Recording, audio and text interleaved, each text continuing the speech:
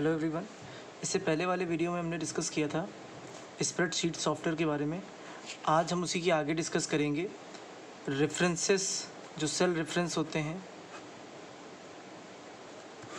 And its types. सबसे पहले मैं आपको बता दूँ सेल रेफरेंस होता क्या है। देखिए, सेल रेफरेंस बेसिकली हम कहते हैं सेल एड्रेस को। सेल एड्रेस क्या होता है, जैसे मान लीजिए ये आपका एक एक्सेल टेबल है, ठीक है, और रोज़ और कॉलम मिलके एक सेल एड्रेस बनाते हैं। जैसे मान लीजिए ये ए है, ये बी है, ये सी है, ये डी है, ये 1, ये 2, ये 3, ये 4। अब अगर इस सेल का एड्रेस बताना हो हमें, तो हमें क्या करना होगा, सी रो हो जाएगी और 2 क्या हो जाएगा, कॉलम। तो एड्रेस क्या हुआ इस सेल का, C2। तो ये क्या हो गया, सेल एड्रेस। इसी को हम सेल रेफरेंस कहते हैं, ठीक है। इसी को सेल रेफरेंस कहते हैं। मतलब कहने का ये है कि सेल एड्रेस तो ये हुआ, और जिस सेल में हम फार्मूला लगाते हैं उसे हम सेल रेफरेंस कहते हैं, ठीक है। यानी सेल एड्रेस में जब हम फार्मूला लगा, सिंपल वे में आप याद रखिए, सेल एड्रेस में जब हम फार्मूला लगाते हैं तो उसे हम कहते हैं सेल रेफरेंस, ठीक है। इसके 3 टाइप्स होते हैं। पहला टाइप्स बता देता हूँ आपको, रिलेटिव रेफरेंस। रिलेटिव रेफरेंस क्या होता है, देखिए, रिलेटिव रेफरेंस का बेसिकली मतलब ये होता है कि इसमें जो सेल एड्रेस होता है, जैसे मान लीजिए ये सेल है, ये सेल है, ये सेल है, ये सेल है, ये सेल है, ये सेल है एक्सेल में, तो वो एड्रेस चेंज हो जाए। जैसे मान लीजिए इसका A1 है तो इसका B1 हो जाएगा, इसका C1 हो जाएगा। तो एड्रेस चेंज हो रहा है, सेल एड्रेस।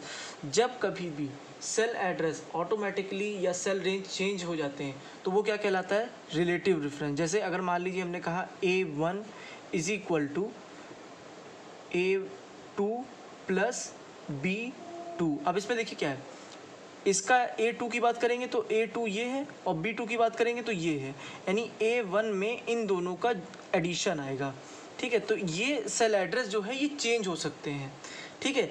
लेकिन जब बात करेंगे दूसरे टाइप्स की, जिसे हम लोग कहते हैं एब्सोल्यूट रेफरेंस, एब्सोल्यूट रेफरेंस की जब बात करेंगे तो इसमें क्या होता है, इसमें सेल एड्रेस जो होता है वो फिक्स रहता है, वो चेंज नहीं होता है। अब ये फिक्स कैसे होगा, तो इसके फिक्स होने के लिए हम यहाँ पे डॉलर सिंबल का यूज़ करते हैं। डॉलर सिंबल लगा देंगे तो वो सेल एड्रेस जो हो जाएगा वो फिक्स हो जाएगा, ठीक है। जैसे फर्दर एग्जांपल मैंने लिया, मान लीजिए हमने यहाँ पे लिख दिया equal to $A $1 plus $A $2। अब देखिए, ए रो फिक्स है, कॉलम क्या है 1, ये क्या है फिक्स है, डॉलर लगा दिया। इससे पहले करना कुछ नहीं होता, बस डॉलर लगा देते हैं तो वो सेल जो होता है उसका रो या कॉलम फिक्स हो जाता है। यानी अगर आप इसमें रो और कॉलम फिक्स होता है, ठीक है, बट डॉलर साइन लगा देते हैं हम। इसमें ये नहीं कि आप इस सेल की वैल्यू को दूसरी जगह यूज़ कर, आप नहीं यूज़ कर सकते। एक बार जो इसको फिक्स कर दिया गया तो इसमें आप ना कोई चेंज नहीं कर सकते, ठीक है। लेकिन जब हम बात करेंगे मिक्स्ड रेफरेंस की, मिक्स्ड रेफरेंस में क्या होता है, ये कॉम्बिनेशन होता है रिलेटिव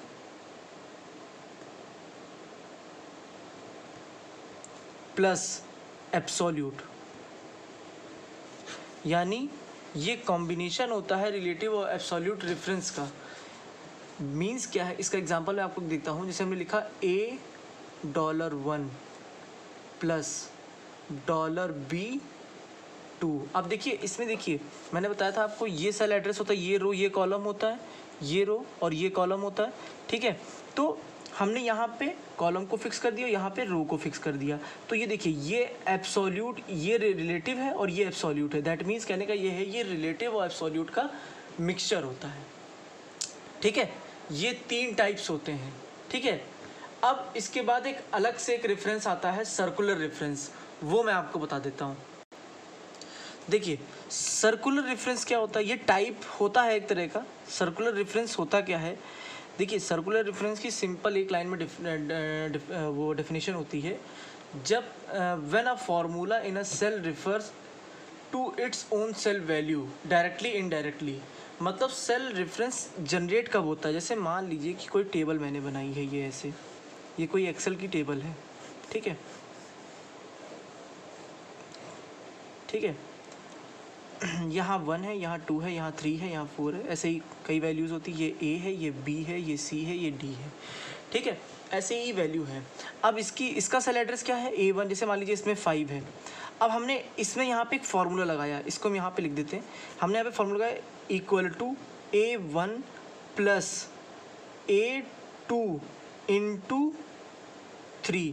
तो अब इस कंडीशन में आप देख रहे होंगे कि जब हमने ये वाला फार्मूला जब यहाँ लगाया, तो आप देख रहे होंगे कि A1 में तो वैल्यू है, बट A2 में कोई वैल्यू है, कोई वैल्यू नहीं है। तो वहाँ ऐसी सिचुएशंस में सर्कुलर रेफरेंस जनरेट होता है। मैं इसका आपको प्रैक्टिकल भी एक बार करके दिखा देता हूँ। मतलब कहने का ये है कि जब किसी फार्मूला को किसी सेल रेफरेंस में लगाया जाता है और उसकी ओन सेल वैल्यू को डायरेक्टली इनडायरेक्टली लिया जाता है, तो वहाँ पे सर्कुलर रेफरेंस जनरेट होता है, जो कि पॉसिबल नहीं है। आप खुद ही सोचिए, A2 में वैल्यू नहीं है तो वो किससे मल्टीप्लाई करेगा, ठीक है। इसीलिए सर्कुलर रेफरेंस जनरेट होता है। अब मैं इसका आपको एक प्रैक्टिकल करके दिखा देता हूँ ताकि आपको आसानी हो। अब मैं आपको सर्कुलर रेफरेंस का इसका एग्जांपल एक बार दिखा देता हूँ। तो सबसे पहले हम जाएंगे, स्टार्ट बटन पर क्लिक करेंगे यहाँ पे। उसके बाद यहाँ से हम जाएंगे माइक्रोसॉफ्ट ऑफिस टूल पे जाएंगे। ये देखिए माइक्रोसॉफ्ट ऑफिस का टूल है हमारा। ये माइक्रोसॉफ्ट ऑफिस पे क्लिक किया और यहाँ पे देखिए MS एक्सेल पे क्लिक किया हमने। उसके बाद माइक्रोसॉफ्ट ऑफिस ओपन होगा। अब वही जैसे सर्कुलर रेफरेंस अकर होती है, कैसे जनरेट होती है ये देखते हैं। तो हमने यहाँ पे मान लीजिए वैल्यू रखी 5, ठीक है। उसके बाद हमने क्या किया, यहाँ पे इक्वल टू का साइन लगाया और इक्वल टू का साइन लगाने के बाद हमने फॉर्मूला लगाना होता है, sorry, A1 plus A2 into 3। अब देखिए हमने ये फार्मूला लगाया, A2 में कोई वैल्यू नहीं है बट A1 में है, तो क्या सर्कुलर रेफरेंस जनरेट होगा? चलिए देखते हैं। जी बिल्कुल, आप देख सकते हैं सर्कुलर रेफरेंस जनरेट हुआ है, लिख के भी आया है। Circular reference warning, one or more formula contains circular reference and may not be correctly. Circular reference are many reference within a formula depend upon the result of that same formula, ठीक है। तो ये reference, circular reference generate होता है, जो मैंने आपको practical करके दिखाया। अब नेक्स्ट वीडियो में, या अब जब अगले वीडियो में जब मिलेंगे, उसमें हम डिस्कस करेंगे कैसे हम फार्मूला लगाते हैं किसी भी एक्सेल फाइल में। Thank you.